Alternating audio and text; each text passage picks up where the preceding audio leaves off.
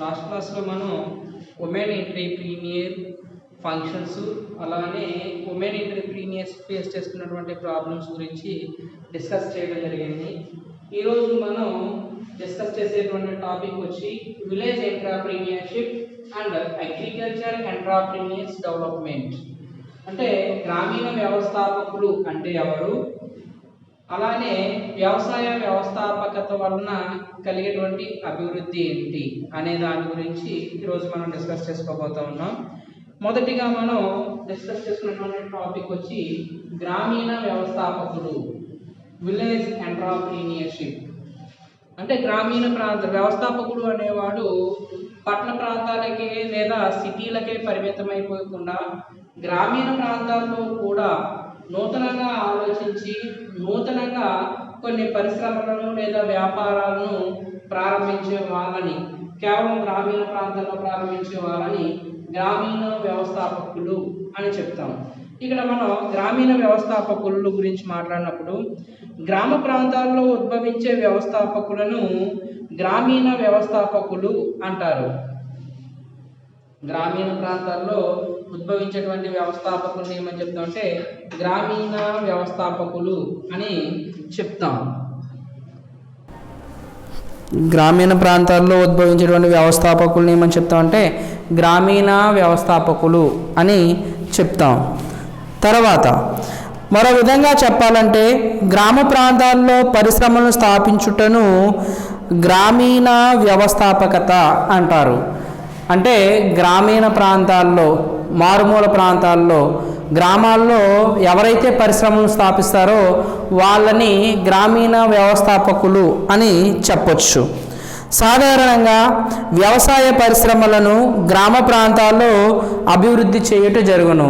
అంటే గ్రామీణ ప్రాంతాల్లో వ్యవసాయ పరిశ్రమలను అభివృద్ధి చేయడం, అంటే వ్యవసాయ పరిశ్రమలు అంటే వ్యవసాయం మీద ఆధారపడి చేసేటువంటి పరిశ్రమలు. ఫర్ ఎగ్జాంపుల్గా మనం మాట్లాడుతున్నట్లయితే కొబ్బరి పీచు నుంచి రకరకాల వస్తువులను తయారు చేసేటువంటి పరిశ్రమలు కానివ్వండి, లేకపోతే మనకి పండించినటువంటి ధాన్యాన్ని, చిరుధాన్యాలని, డాల్స్ అంటే పప్పులు, అటువంటి వాటిని వినియోగదారులకి నేరుగా చేరవేసే విధంగా శుద్ధి చేసేటువంటి కర్మాగారాలు కానివ్వండి, వీటన్నింటినీ తయారు చేసేవాడానికి ఉపయోగించేటువంటి పరిశ్రమల్ని స్థాపించే వాళ్ళని మనం ఏమని చెప్తాం అంటే గ్రామీణ వ్యవస్థాపకులు అని చెప్తాం. ఇక నిర్వచనం, డెఫినిషన్ గురించి మనం మాట్లాడినట్లయితే ఖాదీ మరియు గ్రామీణ పరిశ్రమల కమిషన్ ప్రకారం, ఇదొక కమిషన్ అండి. ఈ కమిషన్ ఏమని చెప్తుందంటే, కమిషన్ పేరు వచ్చి ఖాదీ మరియు గ్రామీణ పరిశ్రమల కమిషన్. ఈ కమిషన్ పేరు అన్నమాట ఇది. దీని ప్రకారం ఏమని చెప్తున్నారంటే వాళ్ళ యొక్క నిర్వచనం, ఆ కమిషన్ ఏమని చెప్తుందంటే గ్రామీణ పరిశ్రమ అనగా ఏదైనా ఒక గ్రామంలో జనాభా, అంటే అక్కడ ఉన్నటువంటి టోటల్ లివింగ్ పీపుల్స్ ఎంతమంది ఉండాలంటే 10,000కి బిలో ఉండాలి. 10,000 మందికి తక్కువ, అంటే 10,000 మంది కంటే ఎక్కువ మంది లేకుండా తక్కువ మంది ఉండి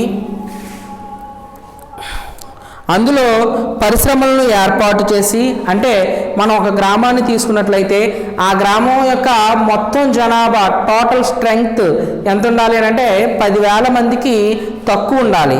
ఇలా 10,000 మందికి తక్కువ ఉండి ఆ గ్రామంలో ఏదైనా ఒక పరిశ్రమను ప్రారంభించి ఆ పరిశ్రమలో విద్యుత్ సహాయంతో, అంటే పవర్తో, కరెంటు ఆధారంగా కానీ కరెంటు లేకుండా కానీ వస్తువులను ఉత్పత్తి చేసేటువంటి ఒక పరిశ్రమను ప్రారంభించే వాళ్ళని మనం ఏమని చెప్తామనంటే గ్రామీణ వ్యవస్థాపకులు అని చెప్తాం. అంటే గ్రామీణ ప్రాంతాల్లో 10,000 మంది జనాభాకి మించకుండా 10,000 మంది జనాభా లోపుండి అక్కడ కరెంటుతో కానీ కరెంటు లేకుండా కానీ వస్తువులను తయారు చేసి మార్కెట్లో అందించేటువంటి పరిశ్రమల్ని స్థాపించినట్లయితే అలాంటి వ్యవస్థాపకుల్ని మనం ఏమని చెప్తామంటే గ్రామీణ వ్యవస్థాపకులు అని చెప్తాం. ఈ గ్రామీణ వ్యవస్థాపకతకు సంబంధించి 7 రకాలుగా వర్గీకరించిందండి ఈ కమిషన్. ఖాదీ మరియు గ్రామీణ పరిశ్రమల కమిషను గ్రామీణ వ్యవస్థాపకతలని 7 రకాలుగా వర్గీకరించింది. Classifications of village entrepreneurs. అవి ఏంటి అని అంటే, 1 ఖనిజ ఆధారిత పరిశ్రమ, ఖనిజ ఆధారిత పరిశ్రమ.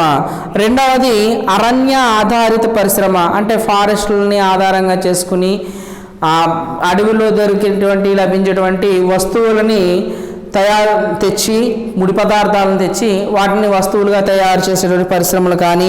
ఇక 3వదిగా వ్యవసాయ ఆధారిత పరిశ్రమ, వ్యవసాయం మీద ఆధారపడి అంటే వ్యవసాయంలో పండించేటువంటి పంటల్ని అంతిమ వస్తువులుగా మనకి చేరవేయడానికి ఏర్పాటు చేయబడినటువంటి పరిశ్రమలు కానీ. రసాయన ఆధారిత పరిశ్రమ అంటే కొన్ని రకాల కెమికల్స్ని తయారు చేసేటువంటి పరిశ్రమలు కానీ. ఇంజనీరింగ్ మరియు సాంకేతికత లేని పరిశ్రమ అంటే ఎలాంటి టెక్నాలజీని ఉపయోగించకుండా, ఎలాంటి మిషనరీస్ని ఉపయోగించకుండా చేసేటువంటి కొన్ని రకాల పరిశ్రమలు కానీ. వస్త్ర పరిశ్రమ అంటే మనకి చాలా ప్రాంతాల్లో చేతితో వస్త్రాలని తయారు చేస్తూ ఉంటారన్నమాట. వాళ్ళని మనం ఏమని చెప్పొచ్చు అంటే ఖాదీ అని చెప్తాం. అంటే వస్త్రాలని మగ్గంతో నేర్చేవాళ్ళు అనమాట. ఇలా చేతితో వస్త్రాలను తయారు చేసేటువంటి పరిశ్రమలు కానీ, లేదా సేవా పరిశ్రమ, సర్వీస్ ఇండస్ట్రీ అని చెప్తాం. అంటే ఇక్కడ ఎలాంటి వస్తువుల్ని తయారు చేయరు కానీ వాళ్ళకు ఉన్నటువంటి పరిస్థితులను బట్టి సర్వీస్ చేసే వాళ్ళని కానీ. ఇలా గ్రామీణ వ్యవస్థాపకతని మనం ఎన్ని రకాలుగా డివైడ్ చేయొచ్చు అని అంటే 7 టైప్స్లో డివైడ్ చేయడం జరిగింది. అవి మళ్ళీ ఒకసారిగా చూసినట్లయితే ఖనిజ ఆధారిత పరిశ్రమ, 2 అరణ్య ఆధారిత పరిశ్రమ, 3 వ్యవసాయ ఆధారిత పరిశ్రమ, 4 రసాయన ఆధారిత పరిశ్రమ, 5 ఇంజనీరింగ్ మరియు సాంకేతికత లేని పరిశ్రమ, తర్వాత 6 వస్త్ర పరిశ్రమ, 7వది సేవా పరిశ్రమ. ఇలా ఖాదీ మరియు గ్రామీణ పరిశ్రమల కమిషన్ ప్రకారంగా ఒక గ్రామంలో ఒక వ్యవస్థాపకుడు ఏదైనా ఒక పరిశ్రమను ప్రారంభించినట్లయితే దానిని గ్రామీణ వ్యవస్థాపకత కింద కానీ విలేజ్ ఎంటర్‌ప్రెన్యూర్‌షిప్గా కానీ గుర్తించాలి అంటే ఈ విధంగా 7 రకాలుగా 7 అంశాల ద్వారా గుర్తించవచ్చని ఈ కమిషన్ సూచించింది. ఇక గ్రామీణ వ్యవస్థాపకత ఆవశ్యకత ఎసెన్షియల్ ఆఫ్ విలేజ్ ఎంటర్‌ప్రెన్యూర్‌షిప్. దీని గురించి మనం మాట్లాడినట్లయితే గ్రామీణ వ్యవస్థాపకత అనే దాంట్లో దాని యొక్క ఆవశ్యకాలు ఏ విధంగా ఉన్నాయనంటే ఎసెన్షియల్స్.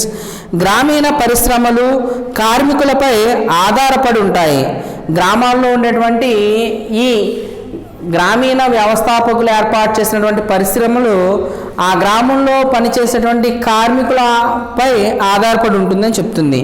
తద్వారా ఉపాధిని సృష్టించవచ్చు.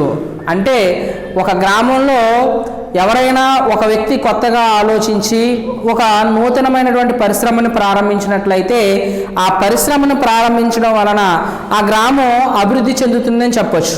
ఆ అభివృద్ధి అనేది ఏ విధంగా ఉండబోతుంది లేదా ఏ విధంగా ఉంటుంది, అసలు గ్రామీణ ప్రాంతాల్లో ఇలాంటి పరిశ్రమలు ప్రారంభించడం వలన ఆ గ్రామానికి లేదా ఆ రాష్ట్రానికి లేదా దేశానికి ఏ విధంగా ఉపయోగం ఉంటుంది అనే దాని గురించి మనం ఇక్కడ డీటెయిల్డ్గా తెలుసుకోవచ్చు. 1 గ్రామీణ పరిశ్రమలు కార్మికులపై ఆధారపడి ఉంటాయని చెప్తున్నాం. తద్వారా అంటే ఆ గ్రామంలో ఉండేటువంటి నిరుద్యోగులకి ఉద్యోగ అవకాశాలను కల్పించవచ్చు, ఉపాధిని కల్పించవచ్చు. తర్వాత గ్రామీణ ప్రాంతాల్లో ఏర్పడే నిరుద్యోగ సమస్యలకు గ్రామీణ వ్యవస్థాపకతను ఒక పరిష్కార మార్గంగా చెప్పవచ్చు. మన దేశంలో పాపులేషన్ ఎక్కువ అండి, జనాభా ఎక్కువ. అలానే మన దేశంలో గ్రాడ్యుయేట్స్ డిగ్రీ చదివిన వాళ్ళు కానీ పోస్ట్ గ్రాడ్యుయేట్స్ లేకపోతే ఎడ్యుకేషన్ కానీ బాగా ఎక్కువ. మన దేశంలో పాపులేషన్ ఎక్కువ, అలానే నిరుద్యోగులు ఎక్కువ, జనాభా ఎక్కువ, విద్యావంతులు ఎక్కువ. ఇలా విద్యావంతులు అలానే జనాభా ఎక్కువగా ఉన్నప్పుడు ఉద్యోగ అవకాశాలు మన దేశంలో చాలా తక్కువగా ఉన్నాయి. చాలామంది అంటే ఫర్ ఎగ్జాంపుల్గా ఒక అకాడమిక్ ఇయర్లో లేదా ఒక ఎడ్యుకేషన్ ఇయర్లో డిగ్రీ చదివి 1,00,000 మంది బయటకు వెళితే దీనిలో కేవలం సెటిల్ అయ్యే వాళ్ళు 1,000 మంది కానీ లేదా 100 మంది కానీ మాత్రమే ఉంటున్నారు.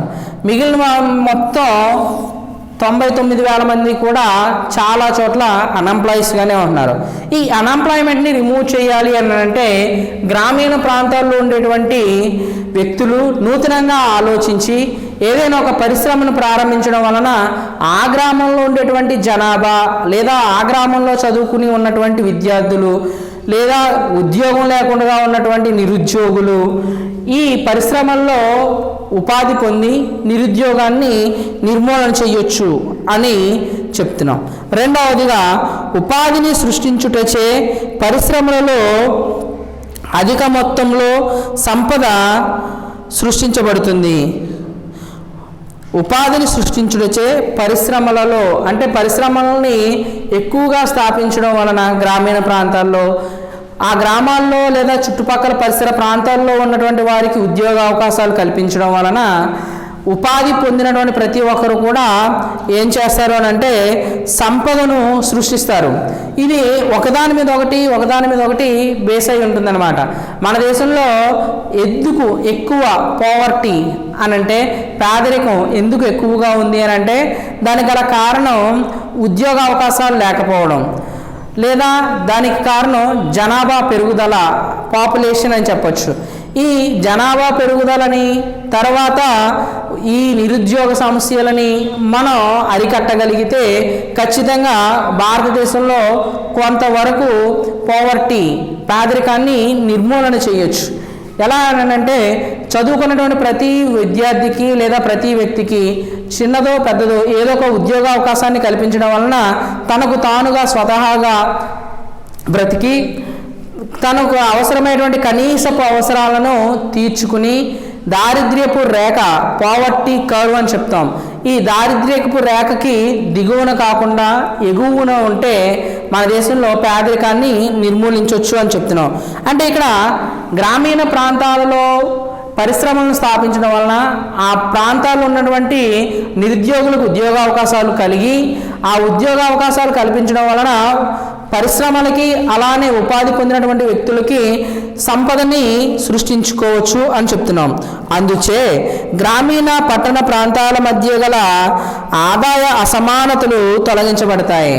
చూడండి, సర్వసాధారణంగా చదువుకున్నటువంటి వ్యక్తులు గ్రామీణ ప్రాంతాల నుంచి పట్టణ ప్రాంతాలకు వలస వెళ్ళిపోతూ ఉంటారు ఉద్యోగ అవకాశాల కోసం. అంటే పట్టణ ప్రాంతాల్లో ఎక్కువగా పరిశ్రమలని లేకపోతే కంపెనీలని ప్రారంభించడం వలన పట్టణ ప్రాంతాల్లో సిటీస్లో ఉద్యోగ అవకాశాలు ఉంటాయన్న ఉద్దేశంతో చాలామంది పట్టణ ప్రాంతానికి వలస వెళ్ళిపోతూ ఉంటారు. అలా వలస వెళ్లకుండా ఉండడం కోసం ఏం చేయొచ్చు అని అంటే గ్రామీణ ప్రాంతాల్లో పరిశ్రమలను ప్రారంభించడం వలన పట్టణ ప్రాంతానికి గ్రామీణ ప్రాంతానికి మధ్య ఉండేటువంటి ఈ ఆదాయ అసమానతలని తొలగించవచ్చు. అంటే ఈ ఆదాయ అసమానతలని తొలగించాలంటే ఈ డిఫరెన్స్ని తొలగించాలి అంటే ఒకే ఒక అవకాశం ఏంటి అని అంటే విలేజెస్లో కొత్తగా పరిశ్రమలని స్థాపించడం ఒక అవకాశంగా చెప్పొచ్చు. ఈ పరిశ్రమలు తమ ఆర్థిక కార్యకలాపాలను గ్రామీణ ప్రాంతాలన్నింటిలోనూ కొనసాగించుటచే సమతుల్యత ప్రాంతీయ అభివృద్ధి సిద్ధిస్తుంది. అంటే ప్రతి రాష్ట్రంలోనూ ప్రతి జిల్లాలోనూ ప్రతి మండలంలోనూ ప్రతి గ్రామంలోనూ ఈ తరహా పరిశ్రమలను ప్రారంభించినట్లయితే ఎవరు ఎక్కడికి వలస వెళ్లకుండా ప్రతి ఒక్కరూ కూడా వారు ఉన్నటువంటి స్వగ్రామంలోనే ఉపాధి పొంది వారికి అవసరమైనటువంటి కనీసపు అవసరాలను తీర్చుకుని అభివృద్ధి చెందడానికి ఈ గ్రామీణ వ్యవస్థాపకతలు లేదా గ్రామీణ పరిశ్రమలు అనేవి ఉపయోగపడుతూ ఉంటాయి. ఇక్కడ మనకి మహాత్మా గాంధీ గారు ఏం చెప్పారనంటే దేశం అభివృద్ధి చెందాలంటే గ్రామీణ ప్రాంతాల అభివృద్ధి చెందాలి, దేశ అభివృద్ధికి గ్రామీణ ప్రాంతాలే పట్టుకొమ్మలు అని ఆయన ఒక నిర్వచనాన్ని ఇవ్వడం జరిగింది. దేశం ఆర్థికంగా వేగంగా అభివృద్ధి చెందాలంటే మొట్టమొదటిగా దేశంలో ఉండేటువంటి గ్రామీణ ప్రాంతాలు అభివృద్ధి చెందాలి. గ్రామీణ ప్రాంతాల్లో ఉండేటువంటి ప్రజలు అభివృద్ధి చెందితే దేశం వేగంగా అభివృద్ధి చెందుతుంది అని ఆనాడు మహాత్మా గాంధీ గారు తన యొక్క అభిప్రాయాన్ని తెలియజేయడం జరిగింది. అదేవిధంగా ఇప్పుడు గ్రామీణ ప్రాంతాల్లో ఎక్కువగా పరిశ్రమల్ని ప్రారంభించడం వలన చాలా వేగంగా దేశం అభివృద్ధి చెందుతుందని చెప్పొచ్చు. గ్రామీణ పరిశ్రమలు సృజనాత్మక కళ అభివృద్ధికి తోడ్పడును మరియు వాటి మనుగడకు సహాయపడును. అంటే పూర్వకాలంలో గ్రామీణ ప్రాంతాల్లో ఉండేటువంటి ప్రజలు చాలా నైపుణ్యం లేదా తెలివితేటలతో రకరకాల వస్తువుల్ని తయారు చేసేవారు, ఎలాంటి మిషనరీస్ని ఉపయోగించకుండా. అయితే ప్రస్తుత కాలంలో గ్రామీణ ప్రాంతాల్లో ఇలాంటి చేతి కళలు లేదా వారికి ఉన్నటువంటి నైపుణ్యతలు పూర్తిగా అంతరించిపోవడం వలన లేదా ఆ పరిశ్రమల్ని ప్రారంభించకపోవడం వలన గ్రామీణ ప్రాంతాల్లో ఉండేటువంటి సంస్కృతిని, సంప్రదాయాలని, కళని మనం మర్చిపోవడం జరుగుతూ ఉంటుంది. అంటే కొన్ని చోట్ల కొయ్యి బొమ్మలను తయారు చేయడం లేదా బుట్టలను అల్లటం, ఇలాంటి అల్లిక పనులు, ఇలాంటి హస్త కళలని మనం మర్చిపోవడానికి అవకాశం ఉంది. ఇలా మర్చిపోకూడదు అంటే గ్రామీణ ప్రాంతాల్లో పరిశ్రమల్ని ఎక్కువ మొత్తంలో సృష్టించాలి అనేసి ఈ కమిషను తెలియపరుస్తూ ఉంది. గ్రామీణ ప్రాంతాలలో ఆర్థిక అభివృద్ధి గ్రామీణ పరిశ్రమల స్థాపనకు దోహదం చేయును. గ్రామీణ ప్రాంతాల్లో ప్రతి వ్యక్తి కూడా ఉద్యోగం సంపాదించినట్లయితే వారు ఆదాయపూర్వకంగా ఆర్థికంగా అభివృద్ధి చెందితే మరిన్ని పరిశ్రమల స్థాపనకు అవకాశం ఏర్పడుతుంది అని చెప్తున్నాం. అంతేగాక పట్టణ ప్రాంతాలపై ఆధారపడే జనాభా సంఖ్యను తగ్గించును. గ్రామీణ ప్రాంతాల్లో పరిశ్రమలను ప్రారంభించడం వలన అక్కడే ఉపాధి పొందడానికి ఇష్టపడతారు. దీని ద్వారా పట్టణ ప్రాంతాలకి వలస వెళ్ళేటువంటి ఉద్యోగుల్ని చాలా వరకు నియంత్రించవచ్చు అని ఈ కమిషన్ తెలియజేస్తుంది. గ్రామీణ పరిశ్రమలు పర్యావరణానికి ఎటువంటి హాని తలపెట్టవు, అంతేగాక పర్యావరణ రక్షణకు పాటుపడును. అంటే ఇక్కడ గ్రామీణ ప్రాంతాల్లో మనం మొదట్లో మాట్లాడుకున్నామండి. ఏమని అంటే ఒక గ్రామంలో 10,000 కంటే జనాభా 10,000 మంది కంటే తక్కువగా ఉండి అక్కడ విద్యుత్తును ఉపయోగించకుండా కానీ కేవలం మ్యాన్ పవర్ అంటే కార్మికులని ఆధారంగా చేసుకుని పరిశ్రమలను స్థాపిస్తే వాటిని విలేజ్ ఎంటర్‌ప్రెన్యూర్స్ అని చెప్తున్నాం. అదే పాయింట్ని ఇప్పుడు మనం డిస్కస్ చేస్తే ఇక్కడ పట్టణ ప్రాంతాల్లో ఉపయోగించేటువంటి లేదా నిర్మించబడినటువంటి పరిశ్రమల ద్వారా వచ్చే ఆ వాయు కాలుష్యం కానీ లేకపోతే శబ్ద కాలుష్యాల వలన కానీ పర్యావరణానికి ఎంతో హాని కలుగుతుందని చెప్పొచ్చు. గ్రామీణ ప్రాంతాల్లో ఉండేటువంటి ఈ గ్రామీణ వ్యవస్థాపకత లేదా గ్రామీణ పరిశ్రమల వలన పర్యావరణానికి ఎలాంటి హాని జరగదు అని ఈ కమిషన్ తెలియజేస్తూ ఉంది. ఇక మనకి వ్యవసాయ వ్యవస్థాపకత అభివృద్ధి అంటే గ్రామీణ ప్రాంతాల్లో వ్యవసాయం మీద ఆధారపడి పరిశ్రమలను ఏర్పాటు చేయడం వలన కలిగేటువంటి ప్రయోజనాలను చెప్పుకున్నాం.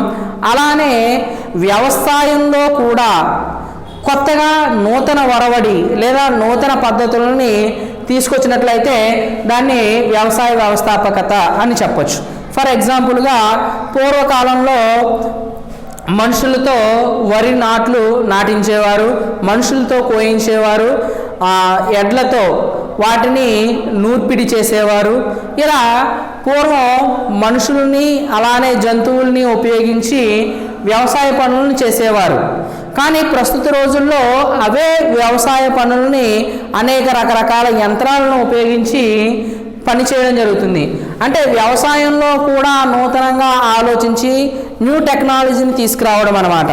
ఇక్కడ వ్యవస్థాపకత గురించి మనం మాట్లాడినట్లయితే భూమిని సాగు చేయుట, మొక్కలను మరియు జంతువులను పెంచుట మరియు మానవ జీవన మనుగడకు అవసరమైన ఉత్పత్తులను ఉత్పత్తి చేయుటకు దోహదపడే వ్యవస్థాపకతను వ్యవసాయ వ్యవస్థాపకత అంటారు. అంటే ఇక్కడ భూమిని పండించడానికి అవసరమయ్యే విధంగా భూమిని మార్చడం, అలానే మొక్కలను పెంచడం, రకరకాల జంతువులను పెంచడం, మనిషి ఇది తినడానికి అవసరమైనటువంటి రకరకాల వస్తువులను లేకపోతే మనకు అవసరమైన నిత్యావసర వస్తువులను కూరగాయలను పండించడానికి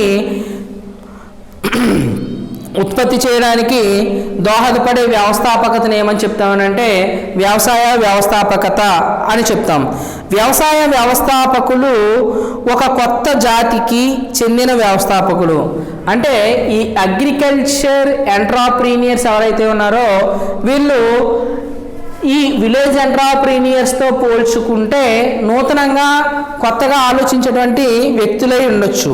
ఎందుకనంటే వీరి సేద్యము మరియు వ్యవసాయమును ఒకటిగా కలిపి వ్యాపారంగా సృష్టిస్తారు. అంటే వ్యవసాయం చేయడము మరియు దాన్ని ఏ విధంగా పండించడం అనే దాన్ని రెండింటినీ కలిపి ఒక కొత్త వ్యాపారంగా సృష్టిస్తారు. ఫర్ ఎగ్జాంపుల్గా మనం మాట్లాడినట్లయితే ప్రస్తుత రోజుల్లో మనకి ప్లాంట్స్లో చూసినట్లయితే, మొక్కల్లో చూసినట్లయితే 2 విభిన్న జాతుల మొక్కలను కలిపి ఒక మొక్కగా తయారు చేయడం, దాని ద్వారా తక్కువ వ్యవధిలో ఎక్కువ పంటను కోయడం, లేదా కొత్త నూతన వంగడాలు న్యూ మోడల్స్ సీడ్స్ ఇలా రకరకాల నూతన వంగడాలను తీసుకురావడం, మొక్కల్లో కానీ జంతువుల్లో కానీ క్రాసింగ్స్ చేసి రకరకాల నూతన జాతులను దిగుమతి చేయడం, ఉత్పత్తి చేయడం, ఇవన్నీ కూడా నూతన వ్యవసాయ వ్యవస్థాపకతలోకి రావడం జరుగుతూ ఉంటుంది. అంటే చూడండి, వ్యవసాయ వ్యవస్థాపకులు ఏ వయసు వారైనా కావచ్చు, కానీ యువత ఆహార వ్యాపారంలో అడుగుపెట్టి వినియోగదారులకు అవసరమైన ఆరోగ్యకరమైన ఆహారాన్ని అందిస్తున్నారు అని చెప్తున్నాడు. అంటే ఇక్కడ వ్యవస్థాపకత, వ్యవసాయంలో కొత్తగా ఆలోచించే వాళ్ళు ఏ వయసు వాళ్ళైనా కావచ్చు, కానీ ఈ విధంగా ఆలోచించడం వలన లేదా ఈ విధమైనటువంటి నూతన వ్యవస్థాపకతను తీసుకురావడం వలన ఏమవుతుందంటే తక్కువ కాలంలో మనిషికి ఆరోగ్యకరమైనటువంటి ఆహారాన్ని అందించడానికి ఈ వ్యవసాయ వ్యవస్థాపకత అనేది ఉపయోగపడుతుందని చెప్పొచ్చు. దీనికి సంబంధించి నిర్వచనం: వ్యవసాయ వ్యవస్థాపకత అనగా సాధారణంగా స్థిరమైన సామాజిక వికాస సంబంధితమైన మార్కెట్ చేయదగిన స్థిరమైన సంపూర్ణ వ్యవస్థ కలిగిన వ్యవసాయ విధానం మరియు సామాజిక, ఆర్థిక మరియు వాతావరణ ప్రక్రియ యొక్క అంతర్దృష్టిని సూచించుట. అంటే చూడండి, ఇక్కడ నిర్వచనం ఏమని చెప్తుందంటే వ్యవసాయ వ్యవస్థాపకత అనగా సాధారణంగా స్థిరమైన సామాజిక వికాస సంబంధమైన మార్కెట్ చేయదగిన, అంటే స్థిరంగా నిత్యం మనుషులకి లేదా మానవ జాతికి అవసరమైనటువంటి వస్తువులని మార్కెట్ చేయడానికి సంపూర్ణ వ్యవస్థత కలిగి వ్యవసాయ విధానం మరియు సామాజిక, ఆర్థిక మరియు వాతావరణ ప్రక్రియ అంతర్దృష్టిని సూచించుట. అంటే పూర్వకాలంలో కొన్ని రకాల ఫ్రూట్స్ని సీజనల్గా మాత్రమే పొందేవాళ్ళం. అయితే ప్రస్తుత రోజుల్లో వచ్చినటువంటి ఈ నూతన ఒరవడి వలన మనకి కొన్ని రకాల ఫ్రూట్స్ని అన్ని సీజన్లలో పొందడానికి అవకాశం ఏర్పడుతూ ఉంది. అలానే తక్కువ కాలంలో ఎక్కువ ఉత్పత్తులు చేయడానికి, అలానే తక్కువ వ్యవధిలో ఎక్కువ మొత్తంలో పంటను అనుభవించడానికి, రకరకాలుగా ఎక్కువ దిగుమతులను పొందడానికి ఈ నూతన వ్యవసాయ వ్యవస్థాపకత అనేది ఉపయోగపడుతుందని చెప్తున్నాం. భారతదేశంలో ఈ వ్యవసాయ వ్యవస్థాపకత అవసరం చాలా ఉందని చెప్పచ్చు. ఎందుకు అనంటే భారతదేశ ఆర్థిక వ్యవస్థకు వ్యవసాయం వెన్నెముక అని చెప్పచ్చు. మన దేశంలో వ్యవసాయ రంగం మీద ఆధారపడినటువంటి జనాభా చాలా ఎక్కువ. మన దేశానికి అవసరమైనటువంటి జాతీయ ఉత్పత్తి లేదా స్థూల జాతీయ ఉత్పత్తి లేదా దేశీయ ఉత్పత్తి అని చెప్తాం. ఈ దేశానికి అవసరమైనటువంటి ఆదాయం మొత్తంలో సగం కంటే ఎక్కువ, అంటే జాతీయ సంపద అని చెప్తాం, జాతీయ ఆదాయము అని చెప్తాం. ఈ ఆదాయం అనేది ఎక్కువగా ఈ వ్యవసాయ రంగం ద్వారానే వస్తుందని చెప్పొచ్చు. అందుచే భారతదేశాన్ని వ్యవసాయ ఆధారిత దేశంగా పిలుస్తారు. చాలా దేశాలు అంటే ఫర్ ఎగ్జాంపుల్గా చైనా కానివ్వండి, లేకపోతే ఇంగ్లాండ్ కానివ్వండి, లేకపోతే అమెరికా కానివ్వండి, ఇలాంటి చాలా దేశాలు అభివృద్ధి చెందినటువంటి దేశాలు. ఈ దేశాలు అంత వేగంగా అభివృద్ధి చెందాయి అని అంటే అక్కడ ఎక్కువగా పరిశ్రమలను స్థాపించడం ప్రధాన కారణం, మెయిన్ రీజన్ అని చెప్పొచ్చు. ఇవన్నీ కూడా టెక్నాలజీ మీద అలానే ఇండస్ట్రీస్ మీద బేస్ అయి వాటి యొక్క డెవలప్మెంట్ని చేసుకున్నాయి. మరి మన దేశము ఇండస్ట్రీని కూడా ఎక్కువగానే ప్రారంభించినప్పటికీ మన దేశంలో ఎక్కువ జనాభా దేని మీద డిపెండ్ అయి ఉన్నారని అంటే అగ్రికల్చర్, వ్యవసాయం మీద డిపెండ్ అయి ఉన్నారు. అందువలన భారతదేశాన్ని డెవలపింగ్ స్టేజ్లో ఉన్నా కానీ ఏమని చెప్తామంటే వ్యవసాయ ఆధారిత అంటే వ్యవసాయం మీద ఆధారపడినటువంటి దేశంగా భారతదేశాన్ని చెప్తాం.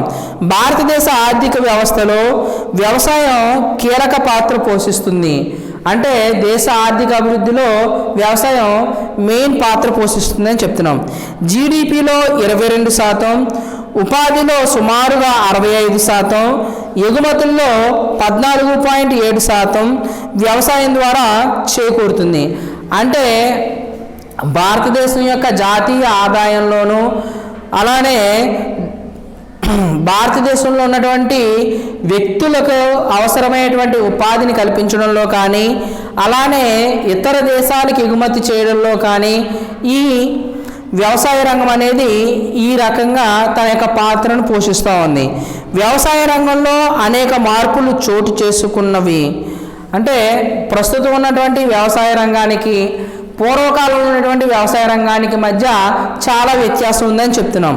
ఉత్పత్తి పెరుగుదల, పంట తీవ్రత, ఎక్కువ దిగుబడినిచ్చే విత్తనాలు వంటి కార్యకలాపాలచే వ్యవసాయ రంగం విస్తరించి ఆధునికీకరణ చెందింది.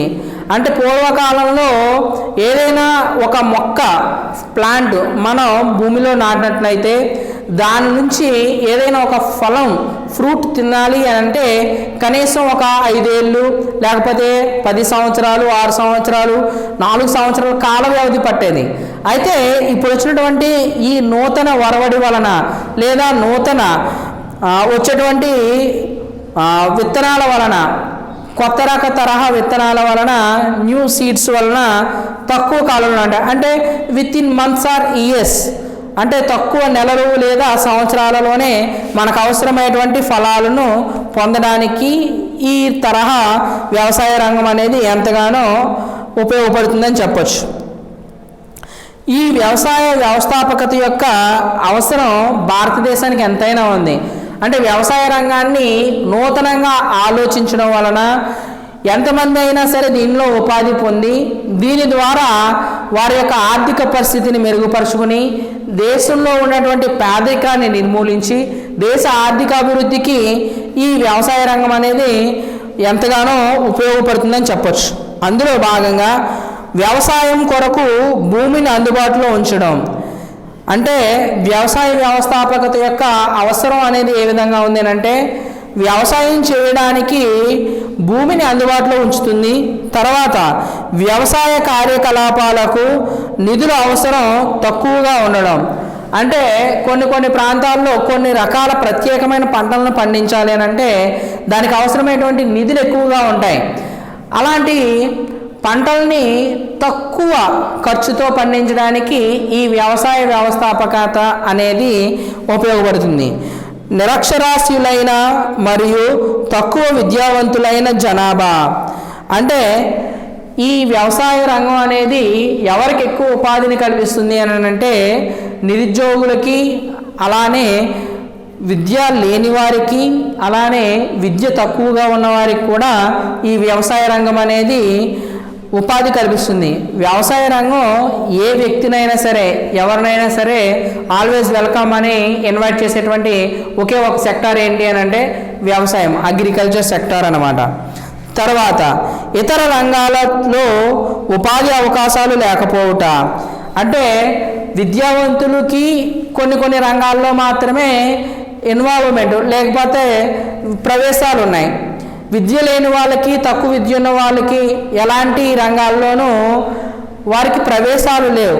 అందువలన విద్య ఉన్నా లేకపోయినా ఆ వ్యక్తికి పని చేయగల శక్తి సామర్థ్యాలు ఉంటే అలాంటి వ్యక్తులందరికీ కూడా ఈ అగ్రికల్చర్ సెక్టర్ అనేది ఆల్వేస్ వెల్కమ్ చెప్తూ ఉందన్నమాట.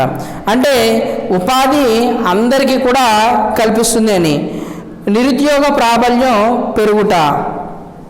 ప్రస్తుతం ఈ వ్యవసాయ వ్యవస్థాపకత అనేది అభివృద్ధి చెందడానికి గల కారణం ఏంటి అంటే తక్కువ విద్య ఉన్న వాళ్ళకి విద్య లేని వాళ్ళకి ఉద్యోగ అవకాశాలు లేకపోవడం వలన, నిరుద్యోగం పెరగడం వలన, వారి యొక్క ఆలోచన విధానాలు అనేవి నూతనంగా మారడం వలన ఈ వ్యవసాయ వ్యవస్థాపకత అనేది మరింతగా అభివృద్ధి చెందుతుంది అని చెప్తున్నాం. తర్వాత వ్యవసాయాభివృద్ధి ద్వారా పారిశ్రామిక అభివృద్ధికి తోడ్పడుట. అంటే మనం వ్యవసాయాన్ని నూతన పద్ధతుల్లో చేయడం వలన ఎక్కువ రకాల వస్తువులను లేదా పంటలను ఎగుమతి చేయడం వలన, ఉత్పత్తి చేయడం వలన వాటి ద్వారా పారిశ్రామిక రంగం అనేది అభివృద్ధి చెందుతుంది. అంటే ఒకదాని మీద ఒకటి బేస్ అయి ఉండడం అనమాట. ఫర్ ఎగ్జాంపుల్గా అగ్రికల్చర్లో ఎక్కువ ఉత్పత్తులు లేదా ఎక్కువ రకాల పంటలు, చిరుధాన్యాలు పండించినట్లయితే వాటిని శుద్ధి చేసి ప్రస్తుతం ఉన్నటువంటి సమాజంలో వినియోగదారులకి లేదా అవసరమయ్యేటువంటి వాళ్ళకి చేరవేయాలి అని అంటే రకరకాల పరిశ్రమలు స్థాపించాలి. అసలు వ్యవసాయంలో వాటిని ఉత్పత్తి చేసేటువంటి వ్యవసాయాలే లేకపోతే లేదా పండించేటువంటి మనుషులే లేకపోతే అలాంటి వాటిని శుద్ధి చేయడానికి పరిశ్రమలు ఎందుకండి?